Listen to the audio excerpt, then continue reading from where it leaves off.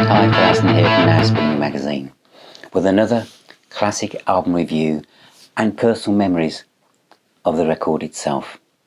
And when I do these, I don't go too near all the stuff you can find on Wikipedia and all the stats and stuff. Really, they're all based on my own personal feeling. And this is another chance for me to talk about Paul Kossoff.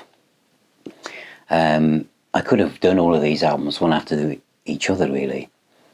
But if I'm really honest, I would find that emotionally draining and quite difficult to do because of how much Paul Kossoff means to me. The downside of me doing them as and when is that sometimes I may repeat myself over some of the things that I observed or have felt over the years when I look at one album to the other. And on this one, I probably will do that a bit because there's a definite entry point with this story. And the album, of course, as you can see anyway, is Free Live from 1971. I didn't buy it then. I was slightly too young. In fact, when All Right Now was re-released, that was that 1974, was it? That's when I first started to be aware of Free, the band. And the Free story came out in 1973, but I didn't buy it then. I'm going to do a separate video on the Free story. So I think this could be 74. Yeah, it will be 74.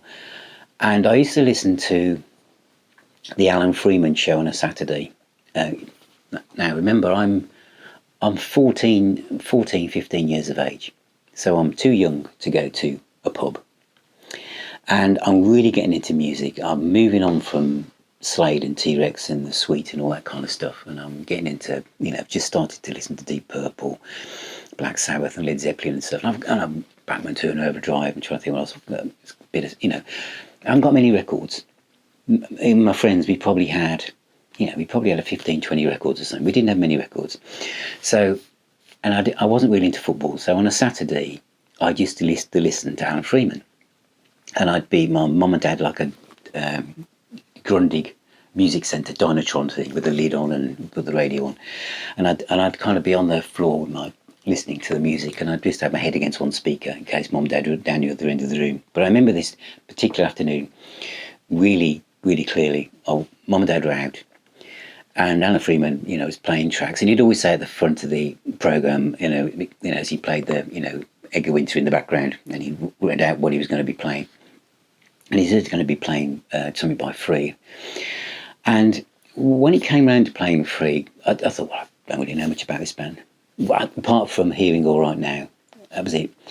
And he played Mr. Big. And I can visualise exactly where I was. I'd got a record rack, ones with those little brass copper things where you just lined your records in. Because I was looking at my records as this was playing. I can remember it was a sunny afternoon and Mr. Big starts, and it's just that kind of steady drum beat and that riff. And then that kind of anguished vocal by Paul Rodgers. And, I'm a young kid. So I don't know what it's like, someone's trying to steal your girlfriend or your work, and someone, someone above you is giving you a bad deal. I was just at school, but I didn't like school and I didn't fit in very well. But I just felt that, I felt a meaning in the songs that were apart from the words he was singing. It's hard to explain. It's the feel of the sound of the music and the phrasing of the words that just got to me. So we come round, don't we? And we know it's so passionate and full. And even then, at that young age, I knew that once we got past the second chorus, there's a good chance this could be a guitar solo. And my idea of guitar solos, even at this young age, was speed is everything. I want to hear Richie Blackmore or Jimmy Page literally throw the notes through the speakers at me, let them land where they may. And obviously we come to that bit when it's like coming to the top of a hill. And when you come over the top of the hill, this is when the guitar solo and the instrumental section is going to come in. And it is, and in Rodgers says those kind of words that are not quite intelligible, and the guitar comes in, and it comes in with one note that just goes boom, straight in to your heart. And how Kossoff must have thought, as he know, because I play guitar myself. I know when you're coming up to the lead part yourself, you're waiting. All the planets to come into alignment as you know how you're going to come in. And there's so many different ways you could do this. There's so many different ways you could do that. But he comes in with one note, the root note that just hits the key that the song is in, and the vocals and everything, and it just absolutely lands emotionally in a universal language that no matter where you are in the world, no matter what is going on, you just feel a connection between you and that musician without any visuals, without just closing your eyes. You are in them and they are in you. And I just knew immediately that this person, Paul Kossoff, was almost like a friend I'd never met, a brother I'd never had, from one note. I know some of you will be watching this thinking, seriously, I'm just saying what that meant to me. And where he goes from there is absolutely targeted. Some of the notes are kind of bouncing around the fringes of the scale, but all of it is contained and drawing you in. And then it's just absolutely amazing. And I think when I saw, there's that clip of him playing it at the Isle of Wight, and you can see him like pushing himself back against his amplifier stack with his eyes closed, and he's like wrenching the notes out of the guitar as if like he's having trouble even controlling, even like he's being like a filter. More notes want to come out, loads of notes want to come out, but he's focusing them one after the other, that they're coming out right as they should. It's like quantum physics. It's just like it's coming through. It's coming through, but it's like barely controlled, but it is controlled. And it's just the human condition in a guitar without words. The perfect foil for Rodgers and the lyrics. And then he moves into, he kind of rolls back, and then he starts doing that finger picking side. And then Andy Fraiser does a bass solo from the gods, from the absolute gods. He takes a bass guitar to the point where it's a lead instrument. These are young kids. In fact, at this point, the band are no more. The record label scrambling to put something out as the band themselves tried to find what else they could do with their young creative energy. And so this track comes out of this bass solo we're at the top of another mountain, and Rodgers is kind of just doing this sound of a human heart breaking, falling apart, and the angst of thinking, this is it, life is in this moment. And when it ended, I just stared at my record collection. And thought, what do I have like that? I want to put something on now. I'm not interested in listening to the rest of the Alan Freeman show. I want to play something with that emotion. And I looked across the records and I thought, I haven't got anything. I don't have anything. I don't have anything that's like what I've just heard. I have nothing that I can play that will resemble that. The only thing that will resemble that is buying a free album. And I think it was £2.25, and I saved up some pocket money. I think I used to about 45p a week or something. And I went and bought this. I didn't bother with finding out anything else. I just needed the album which had Mr. Big on it. That was the one I wanted, and that is the one I got. And it's an interesting design to make it look like it's an airmail letter. I think there's a lot of albums back then would try to go this kind of bootleg route. And, these are like stuck on stamps here, and at the back it opens up like an envelope. The biggest disappointment for young kids and old kids is the fact that when you took out the inner sleeve, there's no live pictures of the band. Nothing. Just this stamp of the of the logo and the tracks, and that's all there is on this record. Nothing else. Oops. And I remember getting it and putting it on the turntable.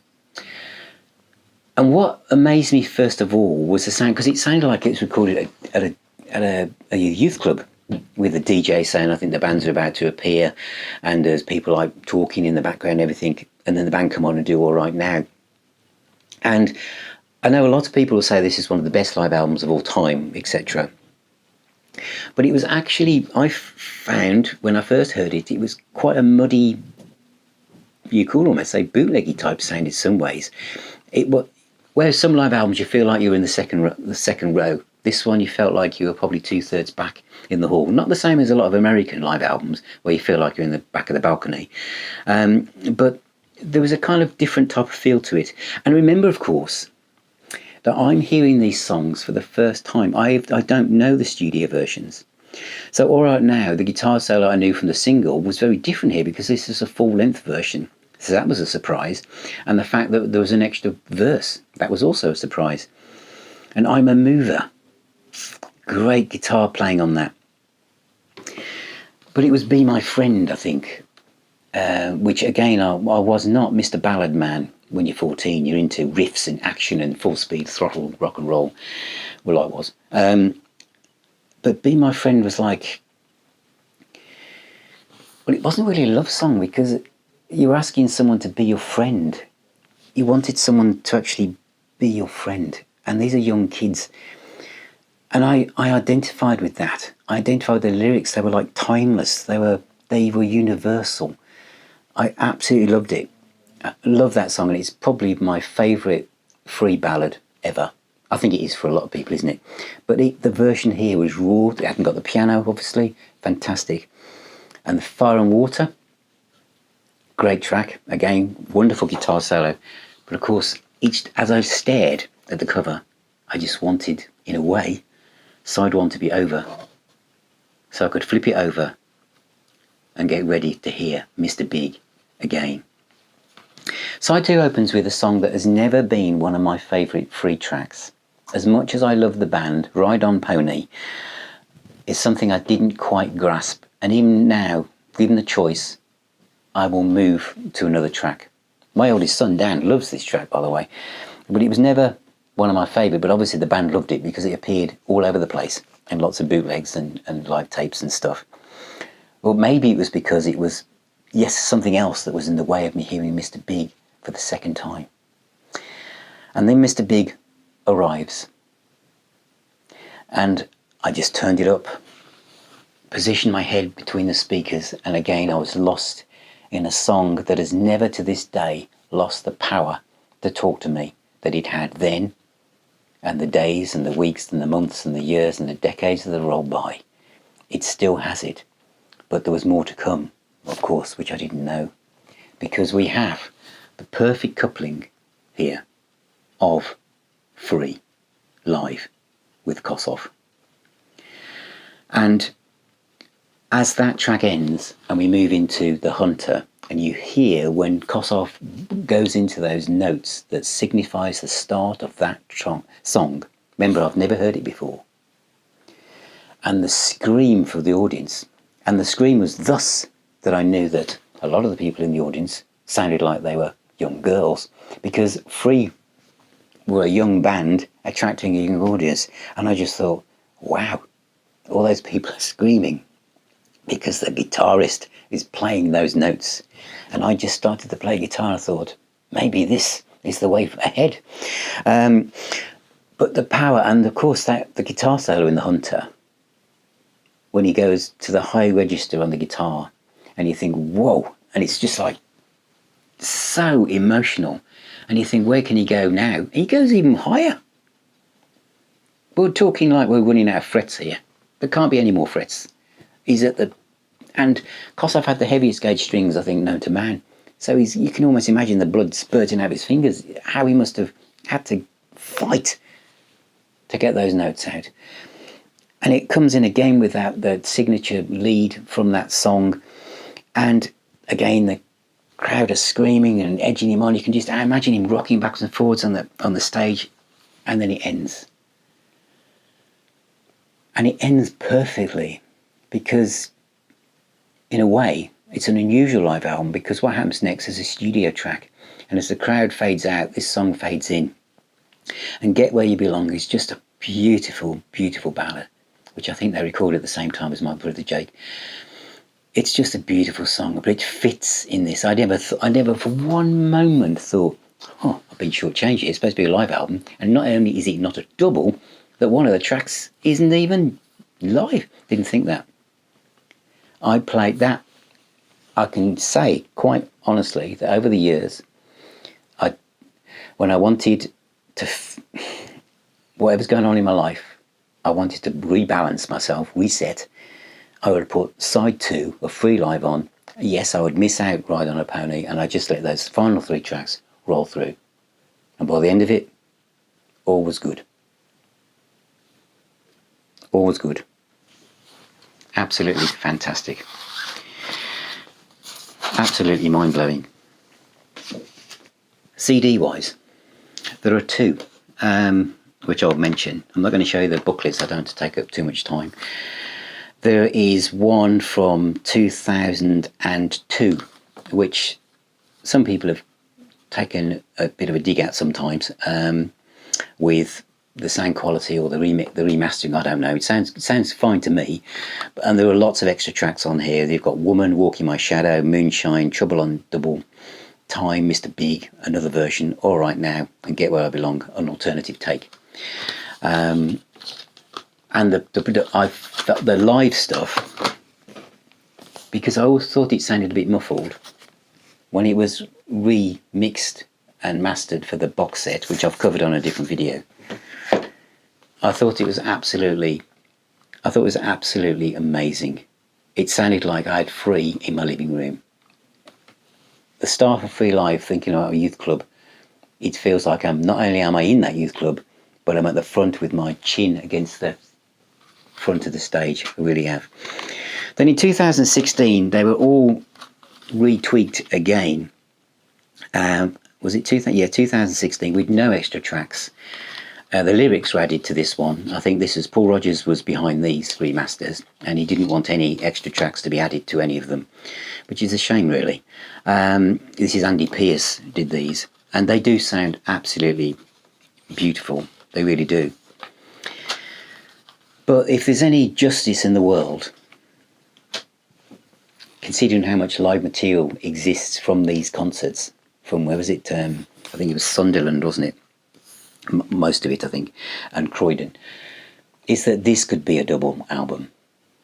This could be a new double vinyl album, couldn't it, easily? It always should have been a double live album, but now there's enough material for them to do that, and I would buy that. I would be the first in the queue to do that. I think one of the, I don't know if you see this, I'll show this in a minute. 2 free concerts in one. These 2 concerts, but on a single album. But it really was a fantastic album. I think it was New Musical Express, June 12th, 1971. Packaged like an official bootleg, and at the time sounded like one. The collection of 7 live cuts, plus their very last studio track, not only constitutes Free's farewell, but perhaps their finest album ever, in its all down-to-earth rawness.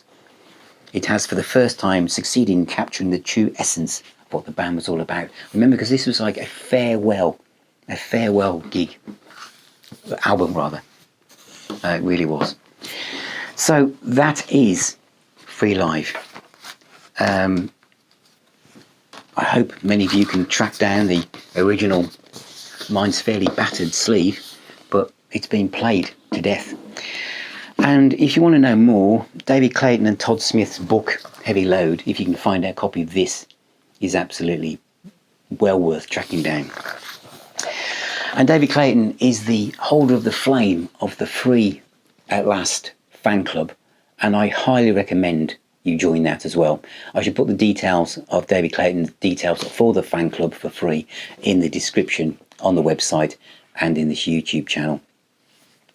But this is a masterclass of guitar and feel. the whole band, these young kids. And I say this every time I do a free recap, is how young they were, how worldly wise they were, how their observational stuff on the world and what they...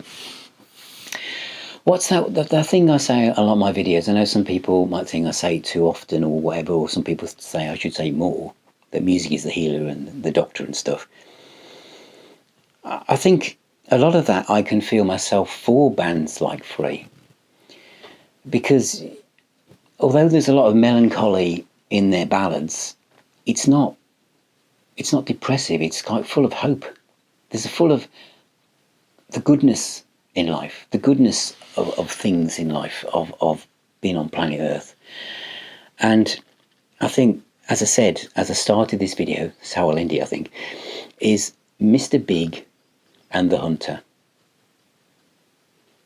Get where I belong? Could I? Yeah? No, Mr. Big and the Hunter. Just segue those two. I think even on the Free story, they daren't separate them because they would have broken a magical spell that is the magic of Free. Music that those of you know it will love for your entire time on this earth. And it is music for those of you watching this who've never heard it before. You have got one hell of a journey of discovery ahead of you when you put this on for the first time. And yes, there are many, many versions of Mr. Big. And I did for years think there'll be others, there'll be a holy grail of one that beat this one. But I don't think there is. I think this version of Mr. Big from this album, Free Live, is definitive. It captured a moment of pure magic. And Paul Kossoff's playing, and the way that those musicians, Simon Kirk, Andy Fraiser and Paul Rodgers, gelled together in that moment, on that stage, all those years ago, resonates now and connects us all in many ways. So thank you very much for watching. Thank you for subscribing. Thank you for ringing that little bell. Fancy. Thank you very much for just being on this journey with me for Now Spinning Magazine, a place of people that love music, records, CDs, and know the importance of this art form and what it means to so much of us. Thank you very, very much for all of your support. Take care, keep spinning those records, and I shall see you very, very soon.